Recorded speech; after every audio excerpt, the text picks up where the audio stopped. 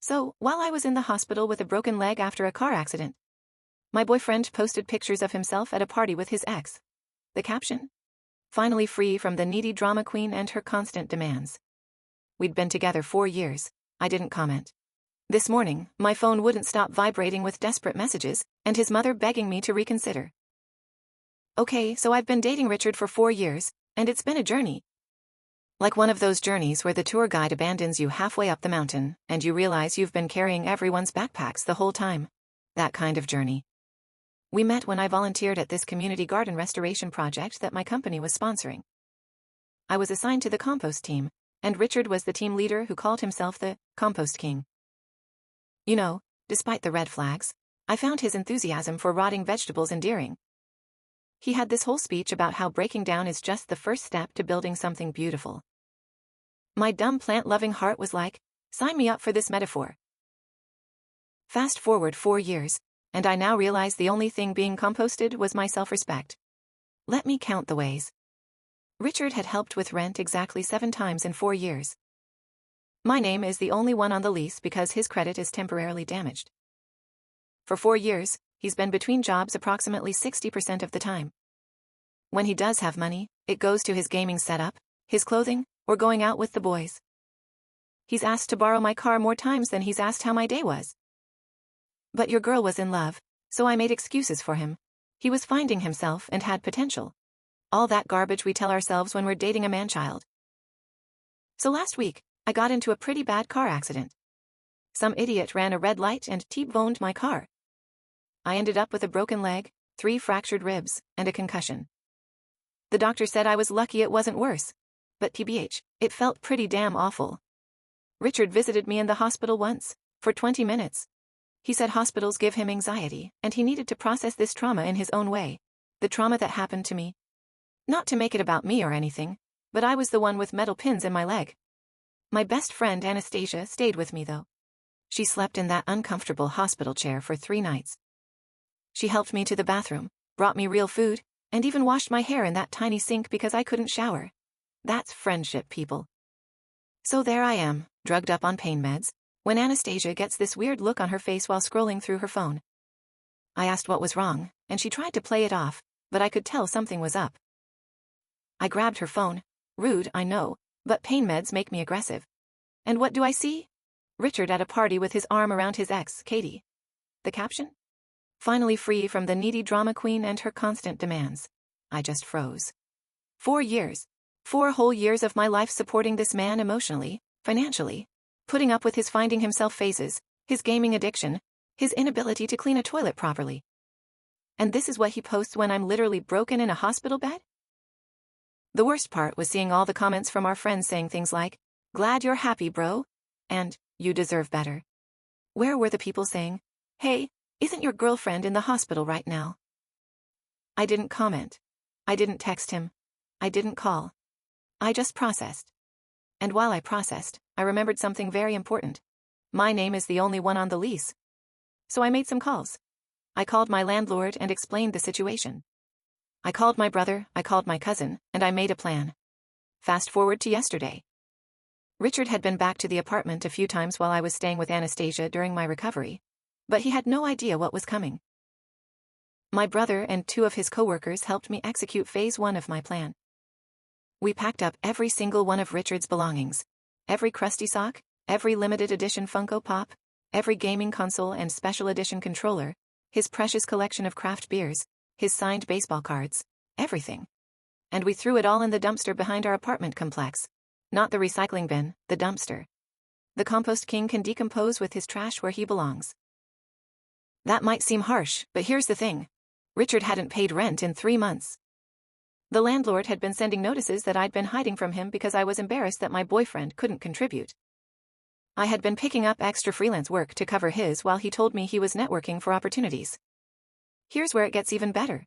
You know what Richard was doing instead of visiting me in the hospital? He was interviewing for a job. A job that my connections helped him get. A job he was supposed to start next week. Was supposed to.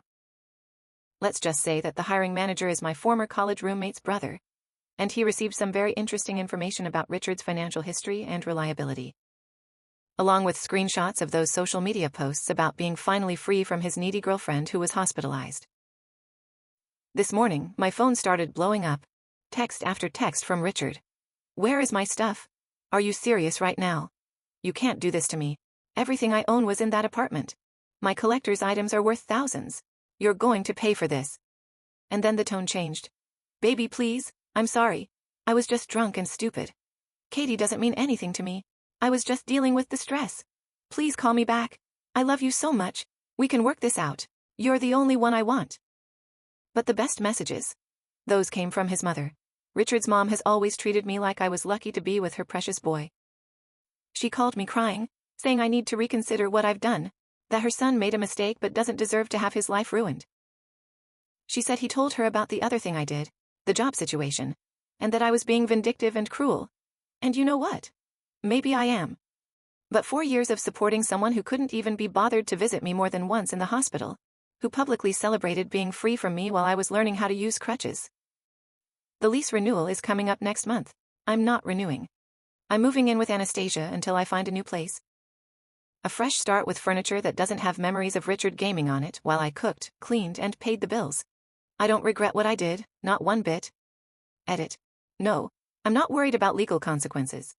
My cousin said since his name isn't on the lease and he hasn't financially contributed, he has very little recourse. Plus, I have documentation of everything. Yes, I'm healing well. 6 more weeks in this cast, but the ribs are feeling better already. For those asking why I stayed so long, love makes you stupid sometimes. He wasn't always terrible, and the good moments made me think the bad ones were just temporary. Classic, I know. I'll update tomorrow with more of the fallout. His mother has now called me 17 times and left voicemails that range from sobbing to threatening. Richard apparently showed up at the apartment, and the landlord wouldn't let him in. Your girl might have changed the locks. First update. Wow. I honestly didn't expect my last post to get so much attention. Thank you everyone for your support and kind words and the legal advice, much appreciated. As promised, here's what's happened since my last update. So remember how I mentioned Richard's mom called me 17 times? Well, that number is now up to 43. 43 calls in less than 36 hours? I finally answered call number 44 because I figured it would never end otherwise. Let me paint you a picture of this phone call. Me propped up in Anastasia's guest bed with my broken leg elevated on 3 pillows, munching on sour cream and onion chips. Stress eating is my love language, while Richard's mother, Deborah, alternated between sobbing, guilt-tripping, and thinly veiled threats for 28 minutes. Here's the highlight reel. Richard has been crying for 2 days straight. I've never seen him like this. Funny, I cried for 2 days straight when I woke up in the hospital and he wasn't there. But go off, I guess. Do you know how much those collectibles were worth? His grandfather gave him some of those baseball cards. Do you know how much rent costs, Deborah? Because I do, down to the penny. For 4 years he was planning to propose. You know, he showed me the ring. Unless the ring was made of unpaid bills and broken promises, I highly doubt it. We could press charges for destruction of property. My lawyer cousin already confirmed they can't, but okay. When she said, Richard told me everything about how you've been controlling his finances and isolating him from his friends and family, I literally laughed so hard I almost popped a stitch. Me, controlling his finances. The man who once spent our grocery money on a limited edition gaming keyboard? The man who borrowed $3,000 from me for a business opportunity that turned out to be cryptocurrency? The man who hasn't voluntarily shown me his bank account in 3 years? And isolating him from friends and family? I planned his birthday parties. I bought his mother's Christmas presents. I drove him to family functions when his car got repossessed. But here's where it gets really interesting. I didn't immediately hang up on Deborah, though believe me, I wanted to. Instead, I asked her a simple question. Deborah, when was the last time Richard paid rent? She went quiet for a moment, then said, He told me you two had an arrangement where you handled the household bills and he covered other expenses. What other expenses exactly? I asked. More silence, then. Well, I'm not privy to your financial arrangements. So I told her. I broke down exactly what Richard had contributed financially over the past 4 years. I told her about the $177,000 in credit card debt I racked up covering his half of expenses. I told her about working overtime and weekends while he played video games and networked. I told her about how I had to sell my grandmother's jewelry last year to cover rent when Richard assured me he had money coming in that never materialized. You could practically hear her worldview cracking through the phone. "But he said he's been supporting you," she finally said. "He said you lost your job and he's been carrying you financially." "I lost my job? I've had the same job for 6 years with 2 promotions." Meanwhile, Richard has had 7 jobs in 4 years, the longest lasting approximately 3 months. I didn't say any of this though. Instead, I simply told her I would email her copies of bank statements, rent receipts, and text messages that would clarify the situation. I also mentioned the social media posts he made while I was in the hospital, which she claimed to know nothing about. The call ended with her saying she needed to speak with Richard and would get back to me. She hasn't called since. Funny how that works. Now let me back up and explain exactly how the great dumpster disposal went down because many of you asked for details. Obviously, I couldn't physically move all his stuff myself with my broken leg. My brother Dylan is literally my hero. He brought 2 of his guys over on their day off. I paid them, of course, because some of us understand the concept of paying for services rendered. Richard. We started with his prized possessions, his gaming setup, 3 monitors, custom PC he spent $2,800 on while between jobs. His collect figurines still in boxes because they'll be worth more that way. His signed sports memorabilia that he refused to let me hang because it wouldn't match the decor he never paid for. His craft beer collection, some bottles dating back to our first year together, that he was aging but really just forgetting about. It took 4 hours to pack everything. 4 hours of finding random socks under the couch, discovering half-eaten bags of chips in the bedside table, and unearthing receipts for purchases I never knew about. It was like an archaeological dig into the life of a man-child. When Dylan picked up Richard's throne, yes, he called his gaming chair his throne, and carried it ceremoniously to the dumpster like he was disposing of a cursed artifact, we didn't break anything deliberately. We didn't cut up his clothes or smash his electronics. We simply relocated them to their rightful home among the rest of the garbage. I did keep 1 box of potentially important items, his birth certificate, social security card, a few family photos, and a folder of medical records. Those are with the landlord, who is 100% on my side after I showed him the social media posts and explained the situation. He even helped me change the locks. Speaking of the landlord, he told me Richard showed up twice yesterday demanding to be let in. The second time he threatened to call the police, but mysteriously disappeared when the landlord said, "Great idea. Let's call them together and explain how you haven't paid rent in months." Funny how cockroaches scatter when you turn on the lights, isn't it? Now, about the other thing I did. Remember how I mentioned Richard was starting a new job? A job my network helped him get? It's with a financial service company. He would have been handling client accounts and financial planning. The problem? Richard can't even plan his own finances. This is a man who once overdrafted his account buying a video game, then overdrafted it again the next day buying another video game because he forgot about the first overdraft. So I reached out to my friend's brother and simply shared some concerning information. Screenshots of Richard's social media posts, unprofessional, his rental payment history, non-existent, and some choice text messages where he bragged about working the system to avoid paying bills. Was this petty? Maybe. But consider this. Would you want someone handling your retirement account who can't even remember to pay his electric bill? I didn't lie. I didn't exaggerate. I simply provided factual information about his character and financial responsibility. What they did with that information was their decision. Spoiler alert, they rescinded the job offer. Which brings us to today's developments. Richard has graduated from angry texts to sad emails. Long sad emails about how he's been reflecting and realizes his mistakes and wants to make things right. He claims the posts with Katie were just for show and that they're just friends. He was acting out because he was scared of losing me after the accident. According to these emails, he's a changed man. He's seen the error of his ways. He's ready to commit and contribute and be a real partner. It only took a car accident that nearly killed me, 4 years of financial exploitation, public humiliation on social media, losing all his possessions, having his job offer rescinded, and being exposed to his mother. What a bargain price for personal growth. Richard's roommate from college, Remy, reached out to me. Apparently, Richard has been staying on his couch and crying a lot, while also planning to win me back. Remy wanted to warn me that Richard has been talking about some grand gesture to prove his love. I thanked Remy for the heads up, and asked him to let me know if Richard mentions anything concerning. Remy agreed, and also apologized for not seeing what kind of person Richard really was. Turns out Richard owes Remy money too. I am shocked, I tell you. I'm honestly just tired, physically from the accident, emotionally from all this drama. But I'm also feeling something I haven't felt in a long time. Free. It's like I've been carrying a heavy backpack for years, and suddenly it's gone. My shoulders literally feel lighter. Tomorrow, I have a follow-up appointment for my leg, and then Anastasia and I are going apartment hunting online. My lease ends in 30 days, and I cannot wait to start fresh. Thanks for listening to this marathon update. I'll post again if anything major happens, especially if Richard attempts his grand gesture. Based on his track record, it will either be wildly inappropriate, surprisingly cheap, or somehow make everything about him. Possibly all three. Edit. Several people asked about my car. It was totaled in the accident. Insurance is covering it, but I'm still waiting on the payout. For now, I'm relying on Anastasia and rideshare apps for transportation. Edit 2. For those concerned about Richard coming after me physically, don't worry.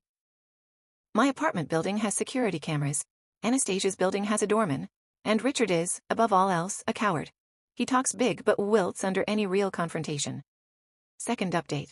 Hello again, my revenge-loving internet family. Your girl is back with another update, and chilly, the drama just keeps on coming. Grab your popcorn, refill your wine and settle in because this story has more twists than my garden hose. First, a medical update since some of you sweethearts asked. My follow-up appointment went well. The doctor says my leg is healing nicely, and I might get this monster cast off in 4 weeks instead of 6. My ribs still hurt when I laugh too hard, which has been challenging given recent events. Now on to the tea that you're all here for. The grand gesture has occurred, and it was exactly as predictable, underwhelming, and self-centered as I expected. Yesterday afternoon, I was at Anastasia's place scrolling through apartment listings when her doorman called up. Apparently there was a delivery for me. We weren't expecting anything, so Anastasia went down to check. Remember, broken leg, uneven stairs are my nemesis. She returned 5 minutes later, with the strangest expression on her face, and, wait for it, a compost bin. A literal plastic container filled with dirt, worms, and what appeared to be kitchen scraps. On top was a handwritten note that said, like compost, our love can break down and rebuild into something stronger. I'm decomposing my old self to become the man you deserve. Please give us another chance to grow together. I cannot make this up. The compost king really thought that comparing our relationship to rotting food would win me back. The audacity, the delusion, the absolute tone-deaf nonsense of it all. Anastasia and I laughed so hard I had to take extra pain medication for my ribs. She even took a picture of me looking completely bewildered next to this bucket of dirt, and posted it to her Instagram with the caption, "When your BFF's ex thinks worms are the way to a woman's heart." She tagged me but not him, thankfully. But wait, there's more. Inside the compost, yes, he put items in the actual decomposing material, was a small velvet box containing a ring. A ring covered in compost. It wasn't even a nice ring. It was clearly costume jewelry. The diamond was plastic, and the gold was already turning my skin green just from holding it. There was also a date engraved inside. 04221. For context, that's the date of his previous girlfriend's birthday. He literally gave me a recycled ring that he probably bought for Katie and never gave her. A recycled ring in a compost bin. The symbolism is too on the nose. I texted him a single sentence. The compost bin is exactly where our relationship belongs, breaking down among the worms and garbage. His response was a barrage of texts explaining that the ring was just temporary until he could afford a real one, and that the date was actually when he first realized he loved me. I didn't respond further, but Anastasia, my hero, took the compost bin down to the dumpster behind her building and sent him a video of her dumping it out. Now remember how I mentioned I sent those receipts and financial records to Richard's mom, Deborah? Well, she finally got back to me. As promised, her initial message was a novel-length email that went through the 5 stages of grief in real time. Denial. There must be some mistake with these records. Richard told me he was contributing financially. Anger. How dare you make my son look like this? You've clearly manipulated these statements. Bargaining. If there were financial issues, why didn't you come to me? I could have helped you both work something out. Depression. I'm heartbroken to think my son would behave this way. I raised him better than this. Acceptance. I owe you an apology. I had no idea what was really happening, and I'm deeply sorry for my role in enabling his behavior. That last part shocked me to my core. An actual apology from Deborah. My son is perfect. Mark this day in the history books. She followed up with a phone call. Just one this time, not 43. where she revealed some illuminating information. Richard has been telling his entire family that he was supporting me financially for years. He told them I was unstable and couldn't hold a job. He claimed the apartment was actually his, and he generously let me stay there. He told them the car that got totaled was his car that he let me borrow. He's been borrowing money from his family members for years, claiming it was to help with my spending problem. The layers of lies, the fiction this man has been writing. He could have been using these creative writing skills to make actual money, instead of scamming his girlfriend and family. Deborah was clearly embarrassed and upset. She revealed that she'd given Richard over $155,000 in the past 2 years for emergencies that she now realizes were fabricated. She apologized repeatedly for her earlier messages and said she needed time to process everything. I actually felt bad for her. She's been manipulated by her son just as much as I was, possibly more. I told her I didn't blame her and that Richard is very convincing when he wants to be. The conversation ended with her saying something that gave me chills. I love my son, but he needs to face consequences for once in his life. I won't be bailing him out this time. Progress, people. Actual progress. Now for the big revelation. Many of you have been asking about what was the other thing I did besides the job situation and the dumpster disposal. Well, remember those credit cards I mentioned? The ones where I racked up $177,000 in debt covering Richard's expenses. Turns out 3 of them were joint accounts that he opened with my information to build his credit, but never made payments on. I've been working with my bank and a financial advisor to separate these accounts and document which charges were his. It's a lengthy process, but I've managed to prove that approximately $11,000 of that debt is directly attributable to purchases he made. I didn't just send this information to his potential employer. I also sent it to his parents, his brother, and our mutual friends with a simple note. If Richard asks to borrow money or move in with you, this is what you can expect. Is this petty? Maybe. But it's also true, and truth is a powerful disinfectant for the kind of toxic relationships Richard creates. Even Katie, the ex from the social media post, messaged me on Instagram. I had no idea you were in the hospital. Richard told me you two broke up months ago. I'm so sorry. Months ago? We were literally living together until my accident.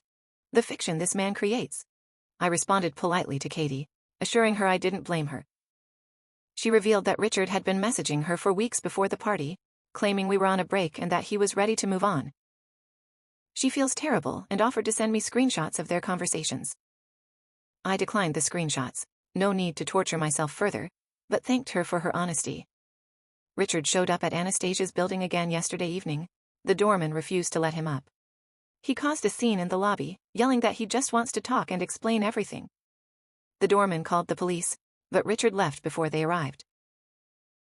He then proceeded to call me 37 times in the span of 2 hours. I didn't answer, but he left increasingly desperate voicemails. Please just talk to me. I can explain everything. This is all a misunderstanding. I was going to pay you back. You're ruining my life. I have nowhere to go. My mom won't even let me stay with her. I'm sleeping in my car. What car? His was repossessed months ago. I might do something desperate if you don't call me back. That last one concerned me, so I called a wellness check on him. I had Remy's address. The police reported back that he was fine, just emotional, and they recommended he seek mental health services. Later, Remy texted me. FYI, Richard is no longer staying here. Found out he stole $200 from my wallet. Changed the locks. Wow, just wow. Even in crisis, this man can't stop taking what isn't his. So where does this leave us? Richard is apparently couch surfing with increasingly distant acquaintances. His family isn't bailing him out. His friends are dropping like flies. His job prospects are limited. His belongings are gone. His reputation is in tatters. And me? I'm healing, both my leg and my heart. I found a promising apartment across town that's actually less expensive than my current place. Anastasia has been an absolute rock. My family has rallied around me. My job has been incredibly understanding about my recovery. I'm still angry. I'm still hurt. But mostly, I'm relieved. Like I've been underwater for 4 years and finally came up for air. Next update will probably be my last, as I'm focusing on moving forward rather than looking back. But I wanted to thank all of you for your support, advice, and hilarious comments. This community has been unexpectedly therapeutic during one of the hardest periods of my life. Final update. Hello for the last time, my internet support system. It's been exactly 1 month since my first post. And what a month it's been! I promised a final update, so here it is. The conclusion to the saga of Richard the Compost King, and how your girl finally bloomed after being buried in his BS for 4 years. First, the practical updates. I moved. I'm officially in my new apartment as of yesterday. It's smaller than my old place, but has a tiny balcony where I've already started a container garden. The building has an elevator, crucial for the broken leg situation, and security cameras, crucial for the ex-boyfriend situation. My cast is off 2 weeks earlier than expected. I'm still using a walking boot, and physical therapy is no joke. I sweat more in PT than I ever did at the gym. But I can move around independently now, which feels amazing. My car insurance finally paid out. I bought a used but reliable Ford that I've named Freedom. Cheesy, I know, but I'm leaning into it. Now for what you're really here for, the Richard saga conclusion. After my last update, things escalated before they finally resolved. Richard's desperation reached new heights when he realized his usual tactics, crying, begging, guilt-tripping, weren't working. He tried a new approach, public shaming. He created a GoFundMe titled, Homeless After Girlfriend's Revenge, where he spun a completely fictional tale about how I stole his money and threw away family heirlooms after a minor argument. He included pictures of himself looking sad on what was clearly Remy's couch before Remy kicked him out and claimed he needed $5,000 to get back on his feet. The fundraiser lasted exactly 6 hours before it was taken down. Why? Because Anastasia, my brother Dylan, and at least a dozen of our mutual friends reported it for fraud. Plus, several people commented with links to my Reddit posts, which I had never shared with Richard. Seeing his public grift exposed apparently triggered something in Richard. He showed up at my old apartment building. Thankfully, I was already staying at Anastasia's and caused enough of a scene that the police were called. According to my former neighbors, he was yelling about defamation and lies and demanding to be let in to get his things. When the police arrived, Richard attempted to convince them that he lived there and I had illegally locked him out. This backfired spectacularly when the landlord confirmed Richard was not on the lease. Richard couldn't produce any mail or ID with that address. Multiple neighbors testified they knew I lived there alone. The police ran his ID and discovered he had an outstanding warrant for unpaid traffic tickets. Yes, my friends, Richard got arrested. Not for the scene he was causing, but for the $1,200 in unpaid tickets he'd accumulated over the past 2 years. Tickets I had no idea existed because he'd been hiding the mail. He spent 2 nights in jail before his brother, not his mother, interestingly, bailed him out. According to mutual friends, this experience was apparently the wake-up call Richard needed. He's since moved in with his brother, who is making him pay rent, started working at his brother's company, and stopped contacting me entirely. That last one is the most significant development. After weeks of constant calls, texts, emails, and dramatic gestures, the silence was sudden and absolute. No more 3 a.m. voicemails. No more essay-length emails about how he's changed. No more compost-based metaphors about our relationship. At first, I was suspicious. Was this some new tactic? Was he planning something bigger? But according to his brother, who reached out to check on me, surprisingly, Richard is genuinely trying to get his life together. And part of that process is leaving the past behind. Translation. His therapist probably told him to stop harassing me. And that brings me to the most important update, my mental and emotional state. I've been seeing a therapist of my own, thanks workplace insurance, and we've been unpacking some hard truths. I stayed with Richard not just because I loved him, but because fixing his problems gave me purpose and identity. I overlooked red flags because I was afraid of being alone. I enabled his behavior by constantly bailing him out. I valued myself so little that I thought his scraps of affection were all I deserved. These realizations haven't been easy to face. There were sessions where I cried until my ribs hurt all over again. But acknowledging these patterns is the first step to breaking them. As for Richard's mother, Deborah, we had one final conversation that brought unexpected closure. She invited me to lunch at a restaurant with ramp access for my leg, a thoughtfulness Richard never showed. We had a surprisingly honest discussion. She apologized again for not seeing what was happening, and for raising a son who thought it was acceptable to treat partners this way. She revealed that Richard's father had similar patterns before their divorce, and she worried she had normalized financial irresponsibility and emotional manipulation. I found myself comforting her, which was a strange role reversal. But it was also healing to see that she genuinely cared, and was taking steps to stop enabling Richard. At the end of lunch, she handed me an envelope containing $2,000 in cash. "This doesn't begin to cover what he owes you," she said. "But it's what I can do right now." I initially refused, but she insisted. "This isn't from Richard. This is from me. Because I failed as a mother if I raised someone who would treat you this way." I accepted the money and used it to furnish my new apartment. A fresh start without any remnants of Richard's presence. Thank you, Reddit, for witnessing this chapter of my life. Your support, advice, and occasional tough love helped me stay strong when I wanted to cave. You reminded me that I deserve better when I forgot.